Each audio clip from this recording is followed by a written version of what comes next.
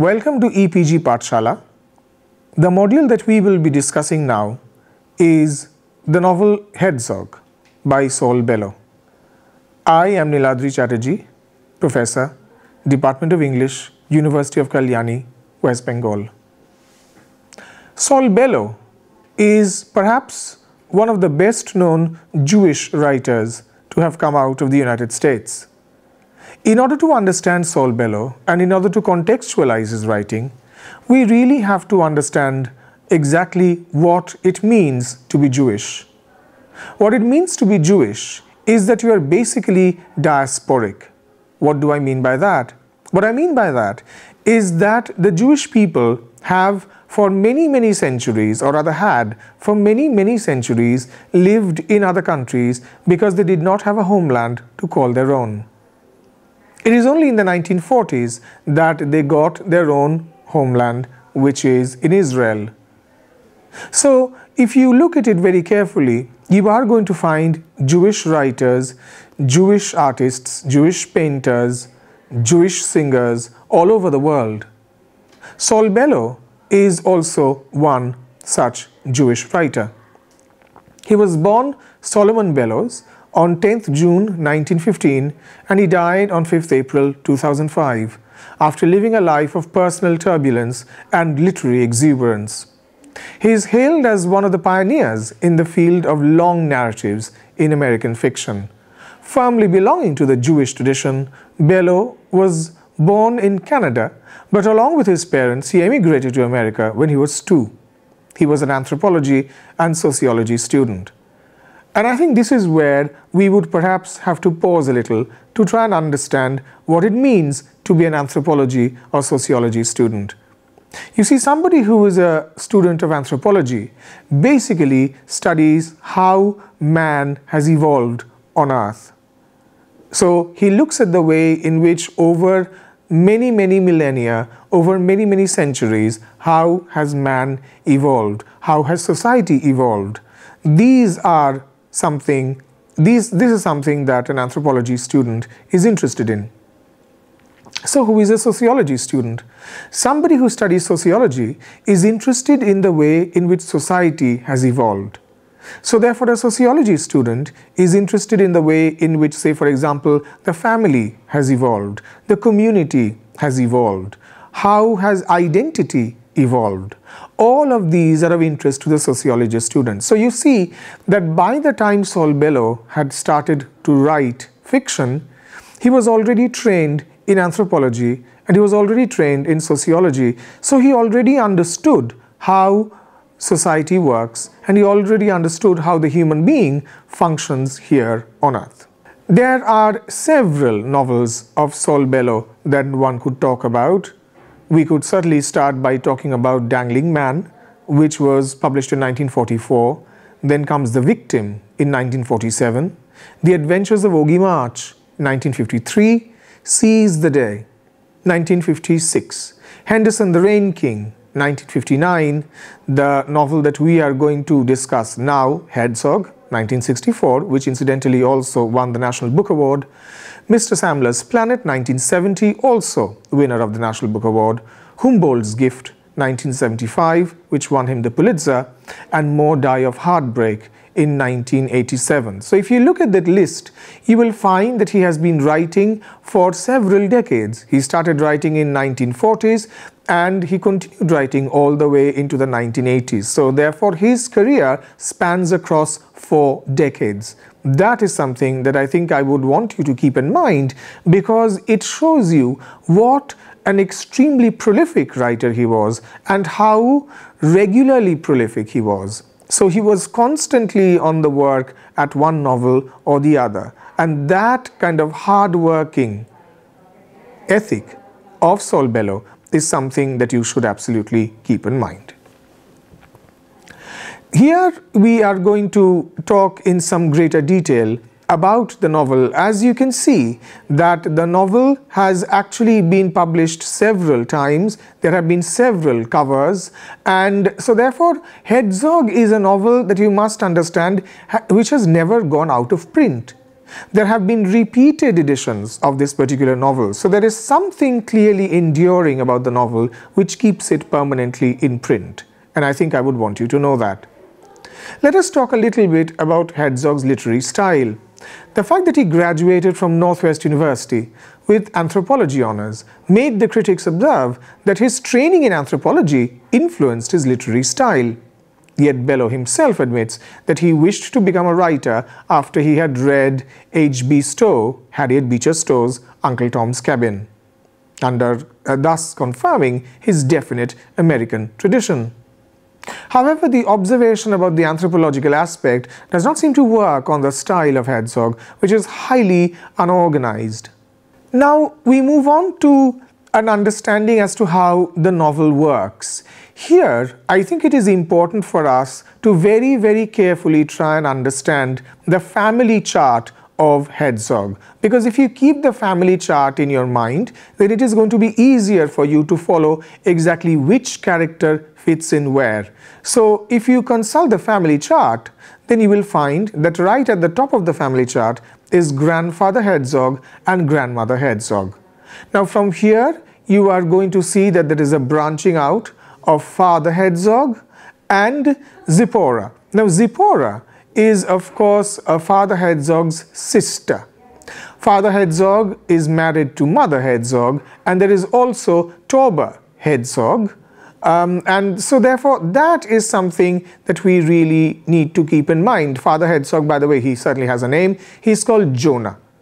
Now Jonah, on the other hand, Jonah and mother Herzog, who by the way is not named, they have about 4 children. They have 4 children.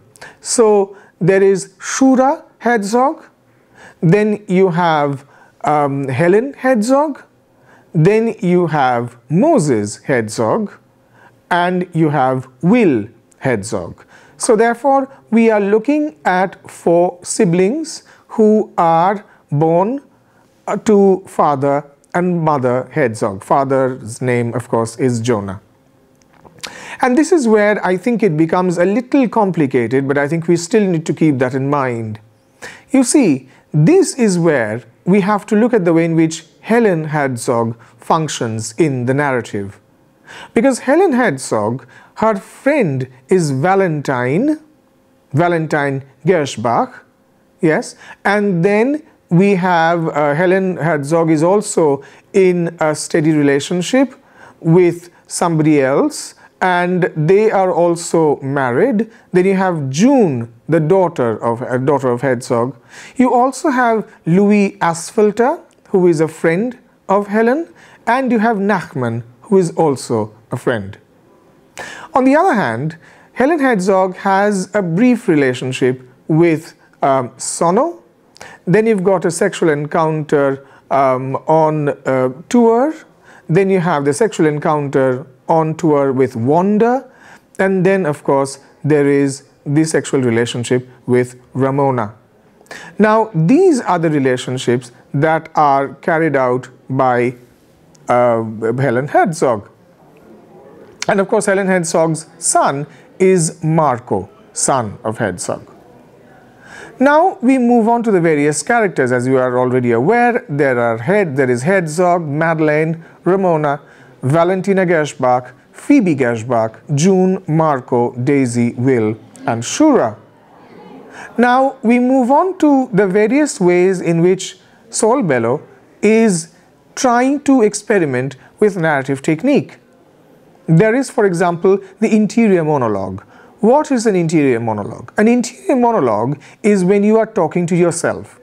You are talking to yourself silently. That is to say, you're not actually saying something loudly.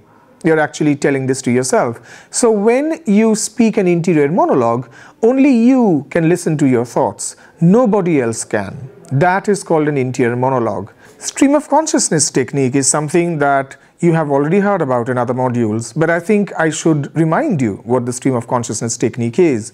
Stream of consciousness technique is actually an attempt on the part of the writer to imagine how thoughts follow one after the other in our head when we are thinking.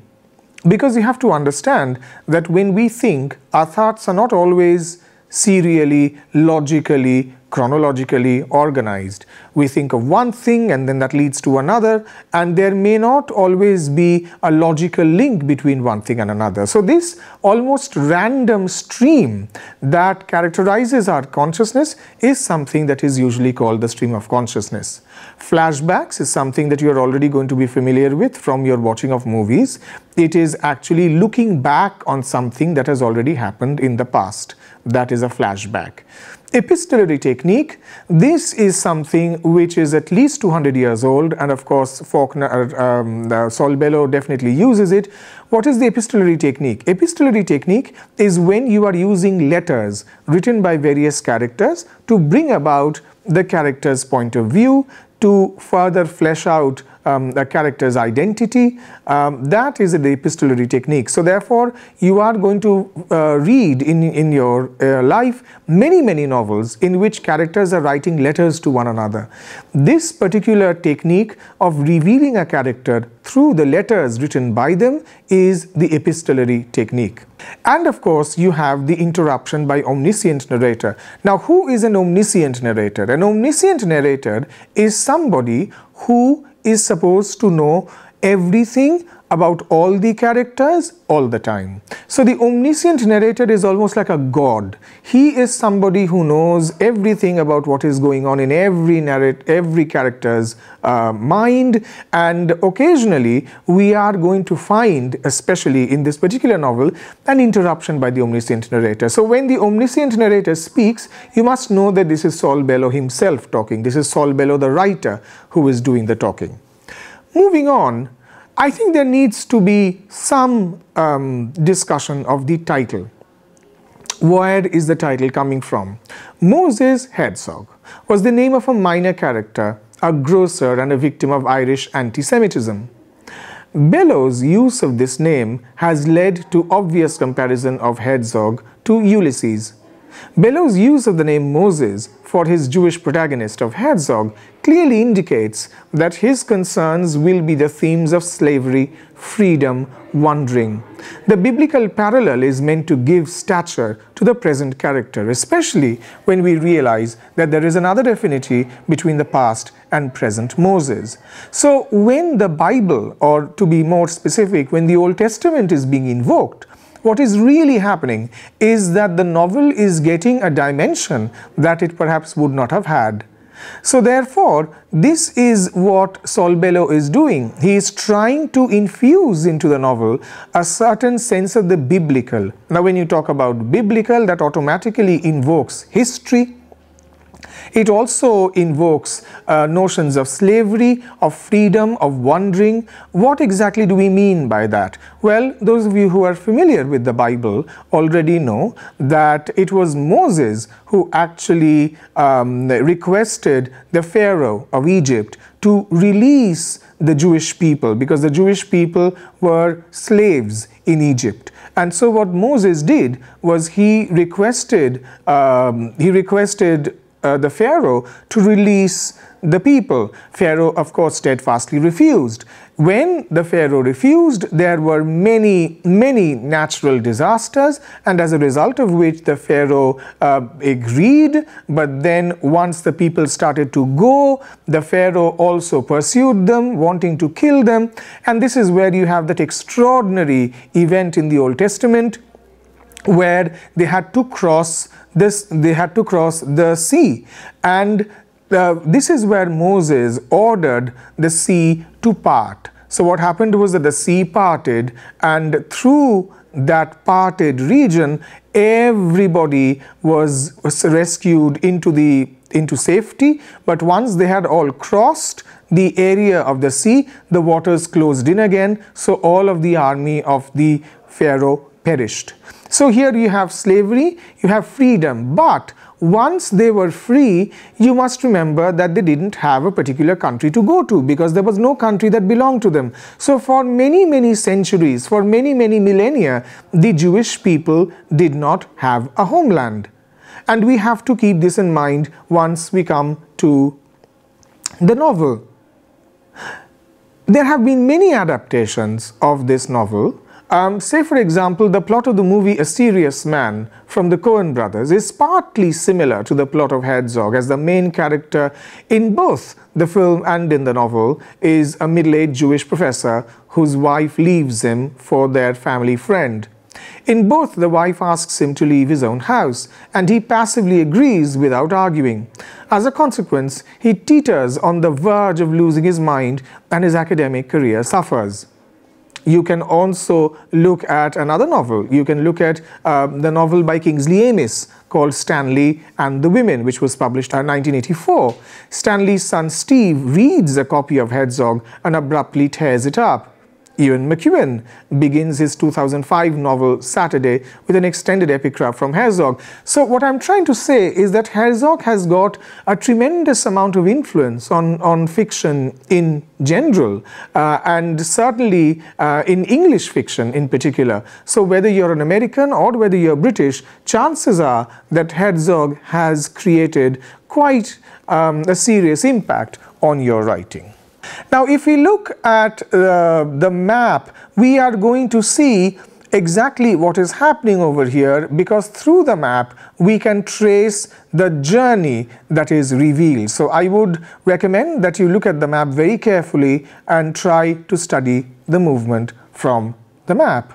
There are several symbols and motifs, and I think there is a constant reference to letters, and this is something that I have already talked about, Saul Bellow's use of the epistolary style, and of course there is also an enormous amount of the way in which Saul Bellow deals with the subject of women and with sex. So therefore there is a lot of sexual activity in the novel, and you can, if you want to, certainly do a feminist reading. It would be interesting to see what you think of the way in which Saul Bellow treats women as people and how he treats sex.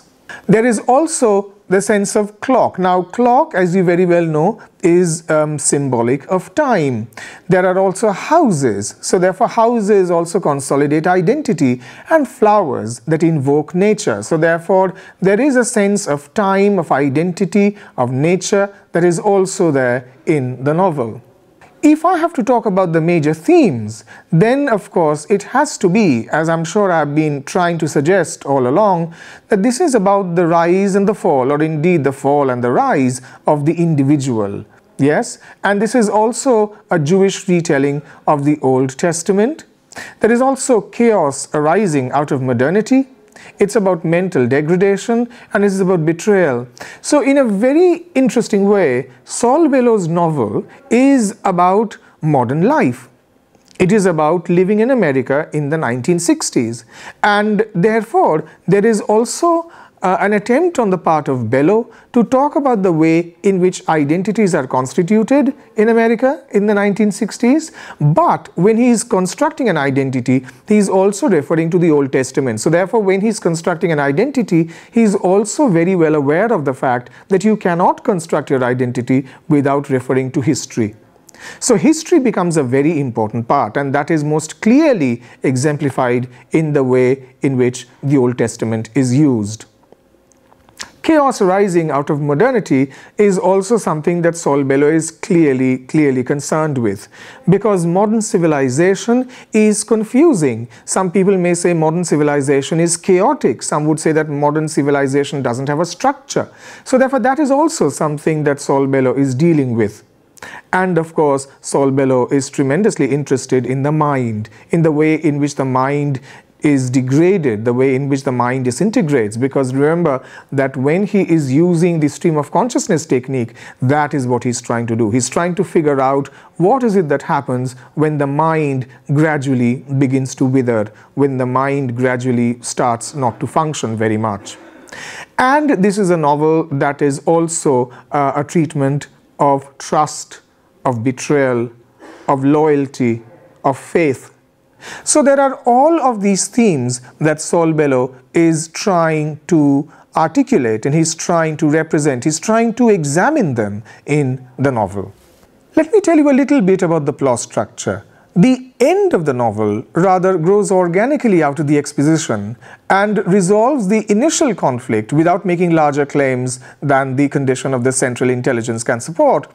Of all of Bellow's novels, Herzog has the most complicated and labyrinthine structure, which means that it is very, very sort of twisted. It twists and turns, and we almost don't know where the story is going to lead because there is no easy, clear pattern. But of course, once we've read it, we will realize that there is indeed a pattern, but that pattern is not a very simple one. The text is a flow. It moves backwards and forwards in time, shifting through odd patterns and loose associations, allowing the prose to slip by sudden connection, turn of memory, frenzied mental jumps. So what Saul Bellow is trying to do is therefore he is actually playing with the notion of time. He is trying to play with the notion of chronology. He is trying to interrogate exactly how we can think of chronology. And this is something that fiction allows him to do rather well. The book is multi-layered and has as no other Saul Bellow novel is, because it mirrors a mixture of contemplation and frenzy, which is the stuff of Herzog's own mind. The story offers to tell us of a few days in Herzog's life as he summers at his house in the Berkshires, an old American literary landscape beloved of Melville and the Transcendentalists, where he has settled down trying to explain, justify, make amends. Herzog is also a novel of many zigzag and almost purposeless journeys.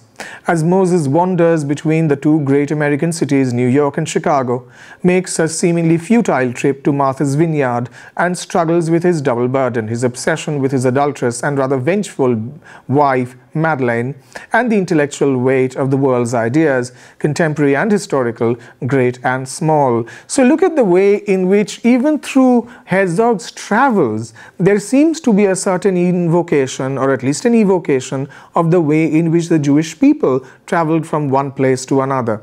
But something that you should also keep in mind is that it would not be accurate to think of the Moses Herzog as somebody who is marginalized, as somebody who is, as it were, rootless, because that is clearly not the case. He is a very successful professor. He is a university professor. So clearly he is empowered. He is an established person. Remember that he goes to Martha's Vineyard. Martha's Vineyard is a part of the eastern coast of America where only upper class wealthy people get to go. So the fact that he goes to Martha's Vineyard is clearly an example of the way in which the character of Moses Herzog is quite privileged. And that is something that Saul Bellow clearly works into the novel. What he also therefore suggests is just because you're privileged, just because you're an intellectual, just because you have social respectability does not necessarily guarantee the fact that you are going to be happy. And that is really what this novel seems to be about. It is one of the things that the novel is about. Now, what I would really wish to do, therefore, is then to try and understand that the novel is an attempt. It's a very serious attempt and a very complicated, sophisticated attempt at trying to understand how a person makes sense of life. As conclusion, I would simply want to say that perhaps no modern writer has better constructed this anxious and very serious comedy, because there are certain funny parts in the novel as well, more clearly define the encounter between thought and the labyrinth, more exactly captured the strange Byzantine parrot-filled meeting places of modern thought, modern heart, and modern silence. His place in American letters is well secured, and it will take several years to unravel his impact, not only in literature but in politics, philosophy, religion, and American studies.